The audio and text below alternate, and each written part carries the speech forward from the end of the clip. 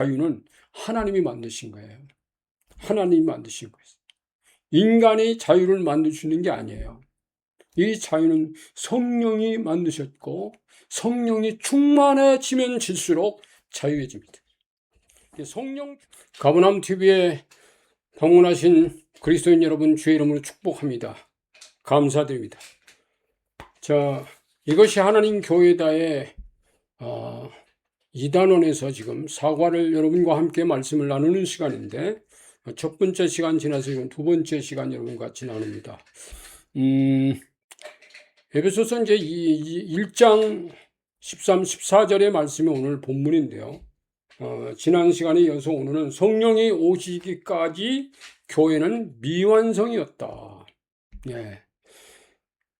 사실은 성령이 오셔서 신약교회가 세워졌기 때문에 신약교회 이전까지 교회는 완성된 교회가 아니고 마지막 교회가 신약교회입니다. 일곱 번째라고 여러분 처음에 말씀드렸잖아요. 사랑의 1차 폭발은 하나님의 신이 하나님의 영이 수면 위에 운행하시니라. 장세기 1장 2절이잖아요. 말씀으로 보아서 성령이 성부와 일체였음을 알 수 있습니다. 하나님의 수면 위에 임하시는 하나님의 영입니다. 성령은 성육신 사건과 예수님 공생의 사역과도 일치했습니다. 예수님이 오실 때 성령으로 잉태하세요. 그 다음에 예수님의 사역, 나이 30이 돼서 사역을 시작할 때 하나님의 성령이 바람같이 하나님께로부터 임하는 역사가 일어났어요. 그때부터 예수님의 공생애가 시작되잖아요. 그래서 성령으로 아니하고는 누구든지 예수를 주시라 할 수 없느니라. 고린도전서 12장 3절입니다. 우리의 믿음까지도 그분으로 말미암아 되게 하시고, 그분이 성령이세요. 그 성령으로 말미암아 되게 하시고, 그래서 마침내 주는 영이시니 주의 영이 계신 곳에는 자유가 있느니라. 성령이 계신 곳에는, 예수 그리스도와 성령이 계신 곳에는 하나님의 자유가 있느니라.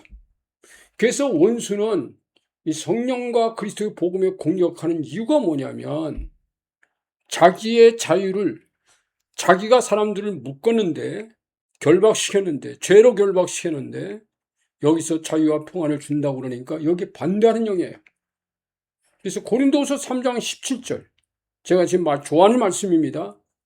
여기는 주는 영이시니 주의 영이 계신 곳에는 자유함이 있느니라. 자유가 있느니라. 할렐루야. 그래서 이 자유는 하나님이 만드신 거예요. 하나님이 만드신 거예요. 인간이 자유를 만들 수 있는 게 아니에요. 이 자유는 성령이 만드셨고 성령이 충만해지면 질수록 자유해집니다.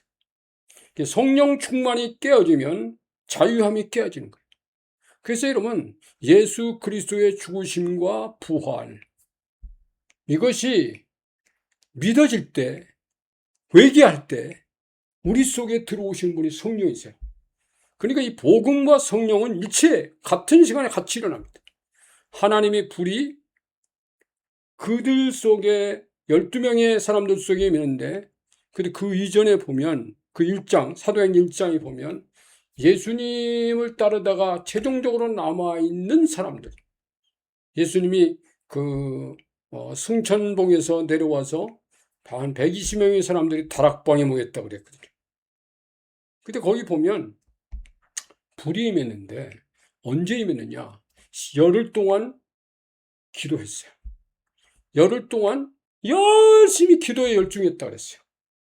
그래서 여러분, 기도 열심히 하고 회개하면서 기도한 겁니다.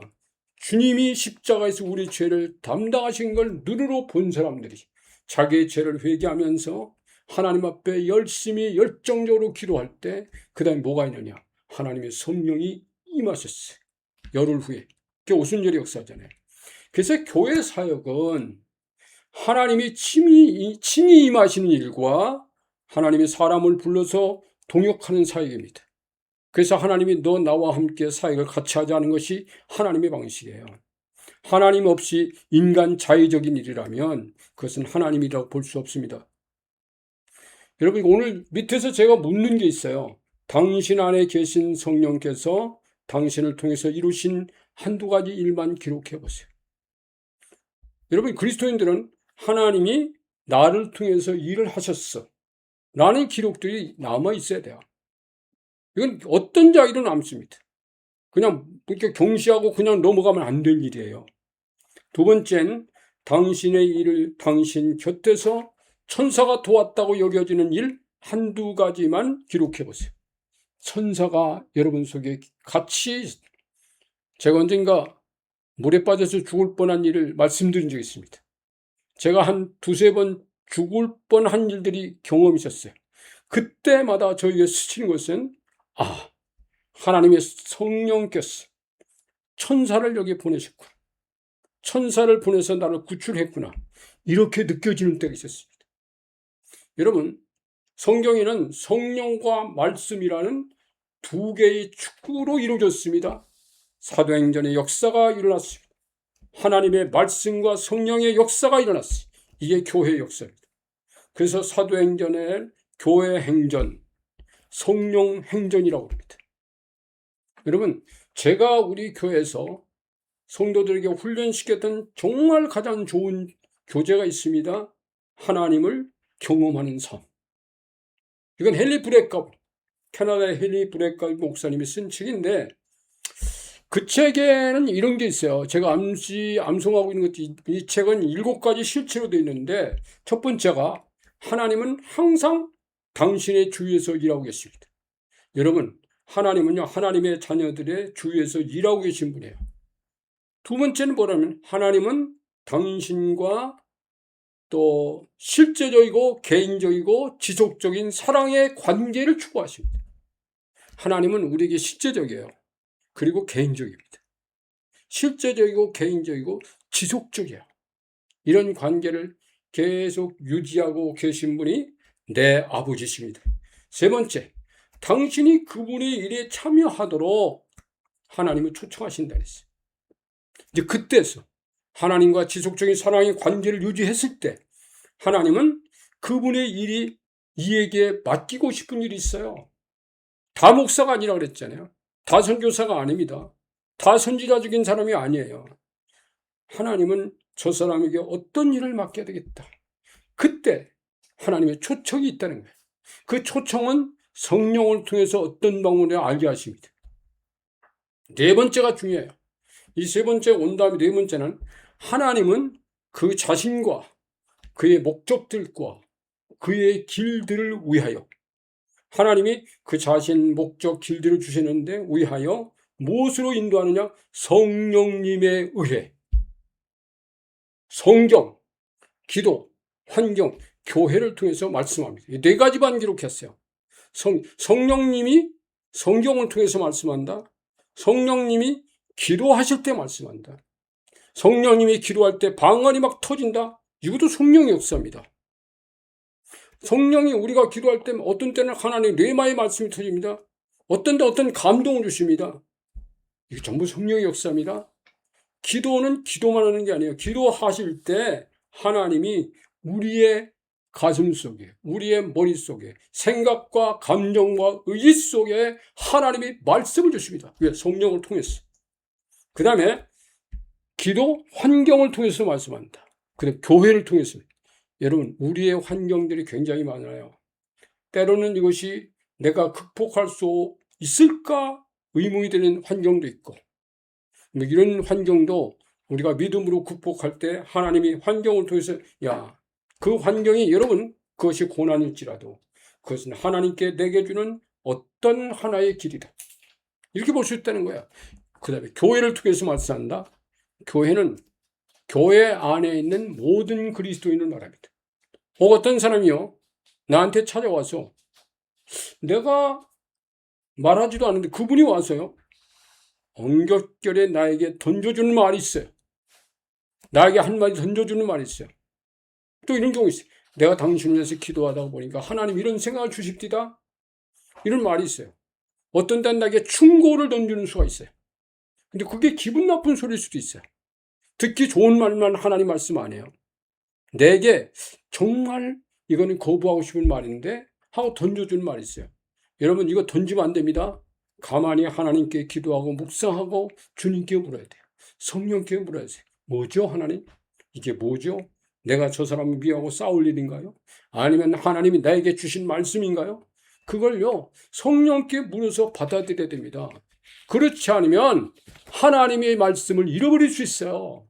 성령께서는 다양하게 역사합니다. 여러분 성령은 다양하신 분이에요. 사도행전의 역사를 보세요. 얼마나 다양한가. 사도행전에서 사도들이 일어나면 그 사도들이 각처에 가서 일하는 사역도 막 다루고 막 다 그러잖아요. 여러분 교회는요 요한복음 21장까지의 말씀으로 신약교회가 끝나는 거 아니잖아요. 요한복음 21장을 넘기면 사도행전 1장으로 옵니다. 전혀 다릅니다. 지난번에 말씀했지만 예수님의 제자들이 요한복음까지에서는요 굉장히 나약한 사람들이에요. 근데 사도행전에 넘어가서 오순절 지난 다음에 이런 나약한 자가 아닙니다. 강력한 하나님의 군대가 된 거예요. 이건 뭐 때문에 그런가요? 그 안에 성령이 불같이 임했기 때문에. 그래서 여러분 우리 안에 성령이 불같이 임하는 것에 대해서 거부적이면 안 됩니다. 신사적으로 예수 믿는다고 하지 마세요. 그리스도인들은 신사적이다. 아닙니다. 여러분 교회를 핍박한다고 해서 우리가 어떤 것을 다 포기하고 그만둬야 되는 거 아니잖아요. 교회를 핍박하는 사람들 위해 기도하고 어떤 경우는 그와 거부하고 그들과 대항해야 되는 경우도 있습니다. 부모와 싸워야 될 때도 있잖아요. 아버지가 하지 말라고 해서 주님의 말씀이라고 포기할 건 아니잖아요. 저희 아버지가 제가 그랬어요.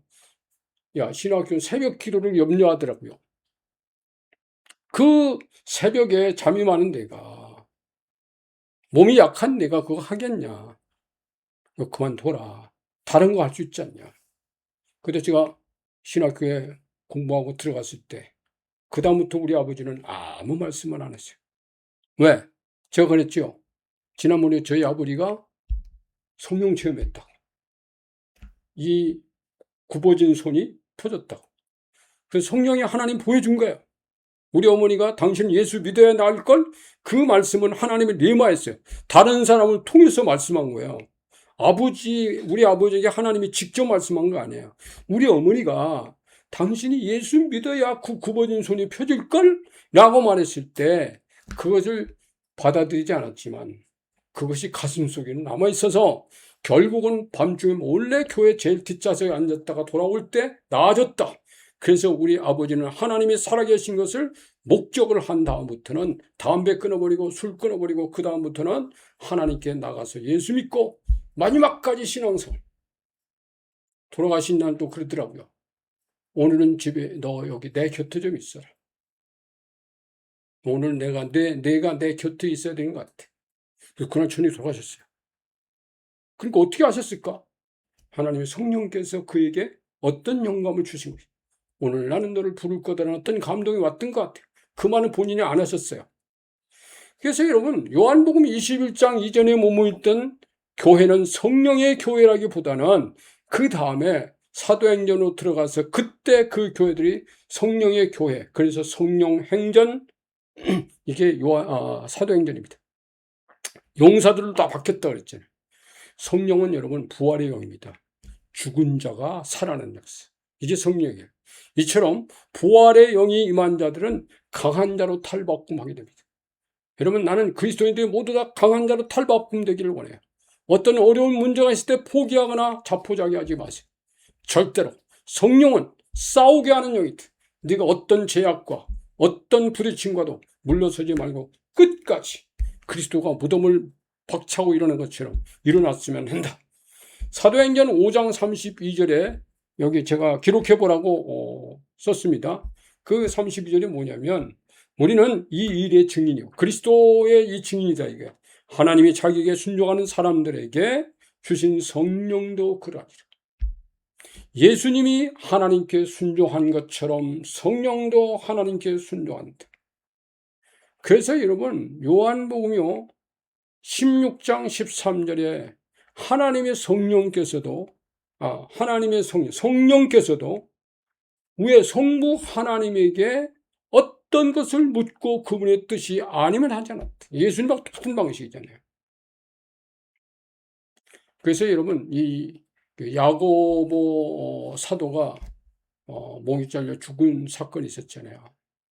근데 그 순교를 당했을 때 그날 밤 베드로도 옥에 잡혀서 내일이면 죽을 날입니다. 근데 거기 사도행전 12장 6절 이하의 말씀 보면 제가 한 절만 보겠어요. 헤롯이 잡아 내려는 근데 전날 밤에 베드로가 두 군인 틈에서 두 사슬에 매여 누워 자는데 파수꾼들이 나타나요. 문 밖에서 파수꾼들이 문 밖에서 지키잖아요. 지키더니 호련히 주의 사자가 나타났어요. 사슬을 풀더라. 그는 안 죽었습니다. 하나님이 살려주셨어요. 이는 뭘까요? 하나님이 성령께서 천사들 보내고 문 밖에 있던 파수꾼들은 다 그들 우회해서 잠들게 만든다든지, 그래서 거기서 구출해내는 역사. 반드시 성령은 이렇게 구출의 역사만 하는 건 아니란 말이에요. 야고보 사도는 죽었잖아요. 그것도 하나님의 성령의 역사입니다. 여러분, 순교는 하나님의 역사가 아닌 줄 아세요? 순교야말로 하나님의 절대적인 하나님의 역사입니다. 하나님께서 붙들지 않으면 죽을 수도 없어요. 그 다음에 성령과 성정과 일치하는 교회 성령, 성령의 성정과 일치하는 교회 성정이라는 말은 하나님의 성품을 말하는 거예요. 성령의 성품을 말하는데 하나님의 성품, 성령의 성품과 어떤 교단과 어떤 신학자와 어떤 사람들과 일치하지 않을 수도 있습니다. 근데 우리는 그거와 일치하면 안 돼요. 반드시 성령과 일치해야 돼요. 어떤 때 성령께서 내게 감동 주시면 그거고 일치해야 돼요. 내 말을 주시면 일치해야 돼요. 하나님께서 말씀 주시면 일치해야 돼요. 하나님의 사기에 떨어지면 일치해야 돼요. 그래서 여러분, 성경은 하나님과 성부와 성자와 성령 모두 다 일치감이 있는데 뭔지 아세요? 보여주시고 들려주는 계시의 사역자들. 우리는 하나님이 보여주시고 들려주는 이 말씀에 완벽하게 순종하는 사역자가 되어야 됩니다. 이 성령의 어떤 부분을 와든 간에 성경에 나와 있는 말씀만 가지고는 우리는 하나님이 이 성경에 나와 있는 이 말씀으로 개인적이게 말씀하지 않아요. 그런데 개인적으로 말씀하시는 부분이 있어요. 기도하다가 성경을 읽다가 하나님이 갑자기 불현듯 나에게 감동 주신 거지. 이게 성령이었어요. 이걸 무시하면 안 된다는 거예요. 여러분, 우리가 성령 경시하면요, 하나님 말씀 읽다가 하나님이 주시는 감동의 말씀도 잃어버릴 수 있습니다. 우리 그렇게 하면 안 된다는 거예요. 끝까지 하나님 앞에 어떤 것이든 이게 주님의 뜻이면 어떨까? 이게 주님의 뜻이면 어떻지? 그래서 반드시 붙잡고 거기에 순종하는 그런 자세들이 필요하다는 거예요.